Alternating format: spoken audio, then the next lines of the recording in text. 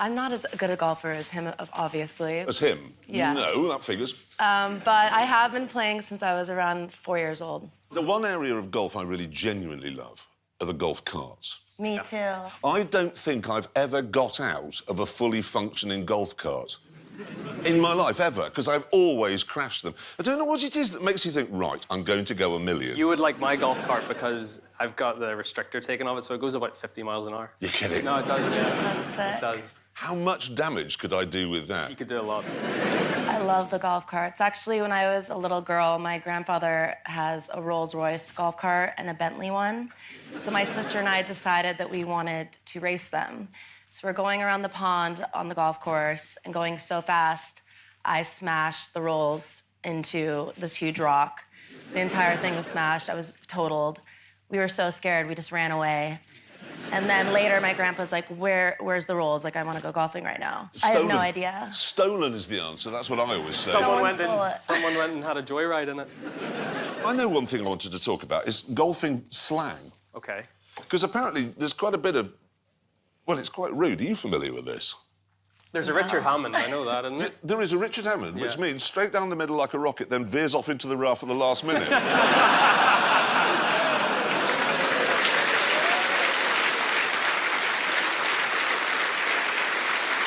Jamie Oliver, you really want to smack it, but you can't. I actually like Jamie. I want to make that quite plain. This is not me, this is just golfing people. Ryanair. OK in the air, but landed miles from where you wanted it to be. Thank you very much for coming. First of all, I know you live with a bear, obviously. Obviously. But it's like not a real bear. No, Paddington's like CGI bear. It really is. You may say that. And Daisy, you do live with an actual bear. That's right, yeah, big bear. Like 800 pounds. 800 pounds? Yeah, 800 or 900 pounds, depending on what he had for dinner. No. Thing is, you rescued this bear when it was little in Montana. Yeah, he's literally that big. When I rescued him, only a couple months old. And now he's 15 years old, stands about 8 feet tall. But did you know that was going to happen, or were you, like, surprised? And Jesus Christ, look at the size of it. What, you have this cute little bear for a little while, and then all of a sudden now he's ripping the couch up and eating the cushions and trying to get in the refrigerator and get into the beer. You say he drinks beer? Bears love beer. And who would have thought? I mean, I remember one time just cracking that open, and they have an incredible sense of smell. Have we got a picture of him drinking beer?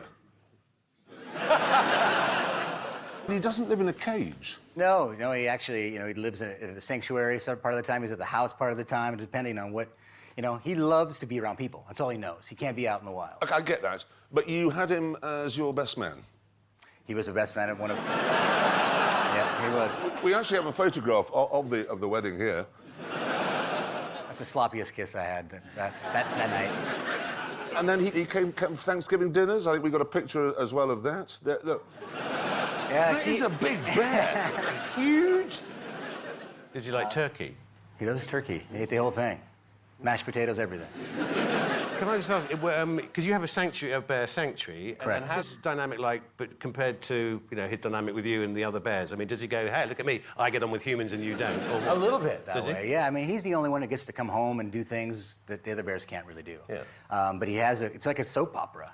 He has different relationships with different bears. He's got a girlfriend named Bella who's younger than him, and they wrestle around all the time.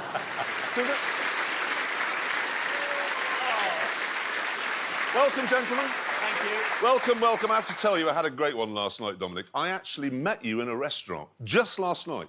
No. Exactly, that was the problem. I was with a couple of theatrical and film people. They said, oh, I was saying you're coming on the show, and they went, it was sitting on the next table. So I went over and actually said to this person, I hear you coming on the show. And he went, oh, what are you talking about?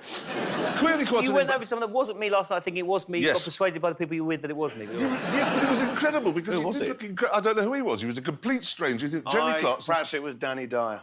No. No. That is not fair. So anyway, I made a bit of a fool of myself. Anyway, right, the link... Thank goodness you haven't done that before. It's a new experience. It's a new experience. I was lucky. Oh, dear. Anyway, the link, of course, between you two is that you both had failed careers in bands early on. Well, I wouldn't say fail. I don't the fail, really? Well, interesting. What's success in terms of a band? Yeah. Well, OK, I think... Were you not once the band outnumbered the audience? every time we played. That's a failure. Is it? It is. I call that a failure. Well, there was one particular gig in Greenwich where, there was one audience member. One? Five band members, one audience member. Oh, that's tricky.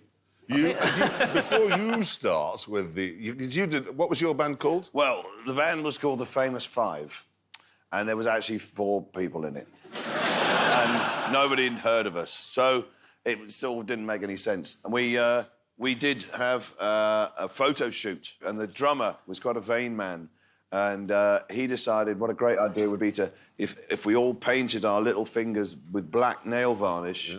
Because that looked cool, right? And then we saw the photo shoot, and it looks like we've all trapped our hand in a door, and it just looks really stupid. Now, I've got a question actually from Richard Hammond, because I was in a band. We were talking about this the other day. James May was in a band. He was in a band.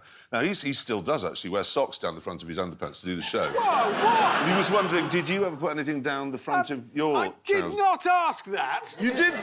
You said. Can you ask them what they put down? You've written that down yourself. Well, I may have made it up a bit, but you never went down that route. Yeah. No. You did? No, never. Yeah. Did you? Well, very recently. Because I had to wear a lot of spandex in the thing I'm filming at the moment, all-in-one spandex sort of This is Mamma Mia 70s too. ABBA suit. Yeah, so we were all discussing. It was quite a logistical and quite problematic thing. It makes you look like you have absolutely very little going on in that department.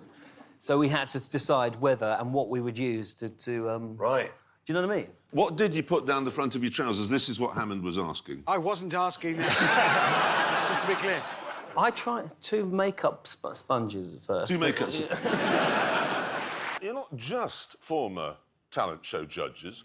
You both have, obviously, singing careers, albeit with rather different approaches.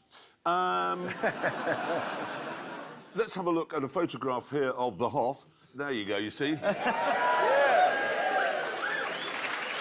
That says it all. The mullet, the dry ice, the Lamborghini. We think that's the American way. Now let's have a look at the Yorkshire way. There he is. The windswept. We are making it Yorkshire versus the United States of America tonight. That's what we decided to do. Yorkshire. Have you been to Yorkshire? I've had Yorkshire pudding. Actually, we filmed an episode of Off the Record, which is a series in Yorkshire, and we had a blast. The people were extremely nice. I couldn't understand a word they said. No, it is. It's a special language, but we're both from Yorkshire. Because everyone from Yorkshire will be watching Yorkshire versus America. Well, we've won that. Don't pile on the pressure.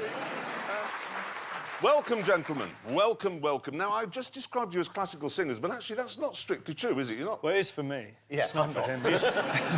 But no, classical music. How was it described in that movie In the Loop? It was all vowels, which it is. Nobody likes classical music. Do that again. Do you want to come on tour? Whatever your music is, however, it is unbelievably popular. Last Christmas, you were #1 with your Joint album, and that kept the Stones and Little Mix, whoever the hell they are, off the #1. And then this year, your album's keeping, where is it, the Stereophonics? We were we went to #1 again, and it's still it's doing all right. Because I was thinking, OK, so what sort of music is it? And I was looking on YouTube at clips of U2 singing.